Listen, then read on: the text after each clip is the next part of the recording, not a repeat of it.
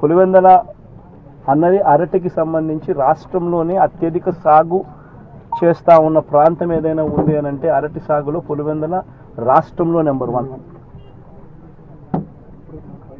పులివెందుల అరటి సాగులో ఇక్కడ పులివెందుల రైతులకు మంచి జరగాలనే ఉద్దేశంతో మా ప్రభుత్వ హయాంలో వైఎస్ఆర్సీపీ ప్రభుత్వ హయాంలో 25 కోట్ల రూపాయలు పెట్టి ఇంటిగ్రేటెడ్ కోల్డ్ స్టోరేజ్ కూడా పెట్టడం జరిగింది. మా ప్రభుత్వం ఎలక్షన్లకు పోక మునిపే దాన్ని ప్రారంభించడం కూడా జరిగింది.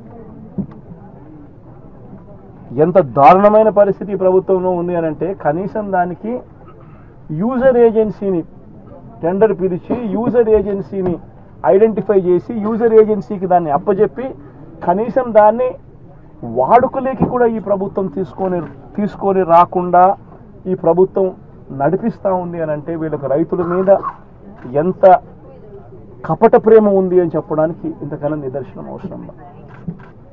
అక్కడే గన యూజర్ ఏజెన్సీని గన ఇచ్చి ఉండింటే 500 మెట్రిక్ టన్నులకు సంబంధించిన సామర్థ్యం ఆ కోల్డ్ స్టోరేజ్లో ఉంది కాబట్టి యూజర్ ఏజెన్సీని గన పెట్టి ఉండింటే ఆ యూజర్ ఏజెన్సీ అరటికి సంబంధించిన కొనుగోలు చేసేవాడు.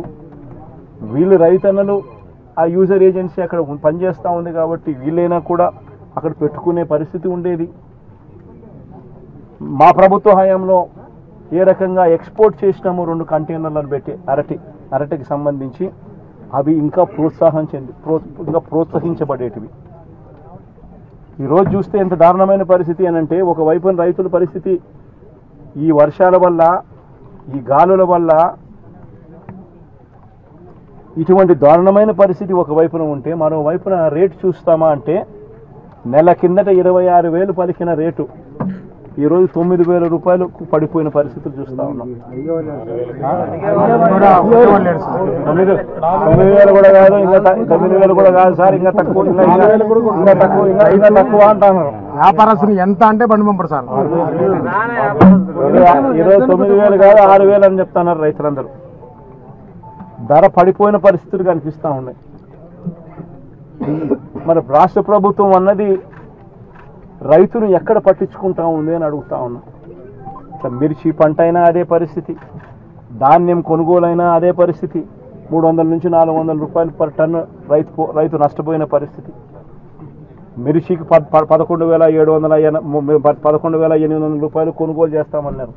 ఇంతవరకు 1 కేజీ కొనుగోలు చేయాలి ఒక రైతు దగ్గర నుంచి.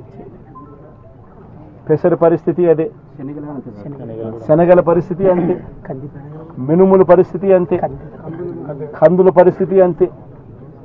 ఏ పంటకు ఈరోజు కనీస గిట్టుబాటు ధర రాని పరిస్థితిలో ఈరోజు రైతన్న వ్యవసాయం చేస్తూ ఉన్నాడు. రైతన్నలకు చీనీ చెట్లకు సంబంధించి గతంలో ఎప్పుడు చూడని రేటు వైఎస్ఆర్సీపీ హయాంలో రేట్లు వస్తే టన్ను ₹1,00,000 75,000 రూపాయలు అమ్మిన రోజు నుంచి చూస్తే సూట్ అనేది లేకోకుండా, కమిషన్ అనేది లేకుండా కొనుగోలు చేసే పరిస్థితి గతంలో ఉంటే ఈరోజు 23,000, 15,000, 18,000. కోవిడ్ టైంలో లారీలు డీజిల్ మనమే పెట్టి రైతులకు డైరెక్ట్ అకౌంట్ వేసినాం సార్. 12 కోట్ల రూపాయలు రైతుకు డైరెక్ట్. అరటి రేటు మన కోవిడ్ లో కొనేంత రేటు ఉంది సార్.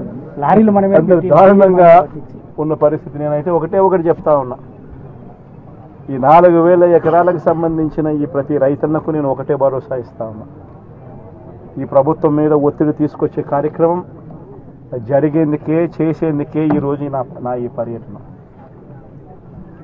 ఈ పెద్ద మనిషి చంద్రబాబు నాయుడు గారు రైతులకు ఇవ్వాల్సిన ఇన్పుట్ సబ్సిడీ ఖచ్చితంగా ఇవ్వాలి, ఇన్సూరెన్స్ సొమ్ము కూడా ఖచ్చితంగా రైతులకు అందరికీ కూడా రావాలి.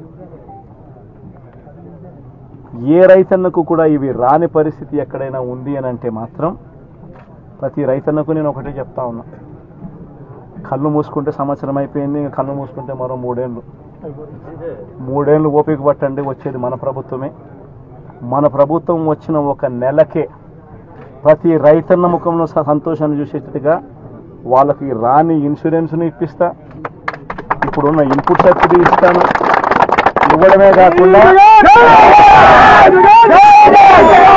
ఇవ్వడమే కాకుండా ప్రతి రైతన్నకు 2023లో ఏ రకంగా ప్రతి రైతన్నకు 50,000 రూపాయలు మళ్ళా ఇచ్చినట్టుగా ఆ డబ్బు కూడా మళ్ళా ఇచ్చే కార్యక్రమం కూడా ఖచ్చితంగా రైతన్న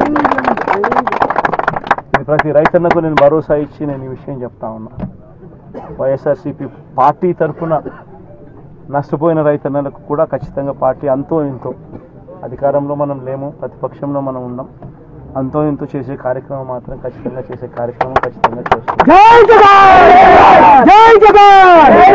అది రాబోయే రోజుల్లో అవినాష్తో నేను మాట్లాడుకుని అవినాష్ ప్రతి రైతుకు మేలు జరిగేట్టుగా, ఎంతో కొంత మేలు జరిగేట్టుగా అవినాష్ ద్వారా అది చేయించే కార్యక్రమం కూడా చేస్తాం.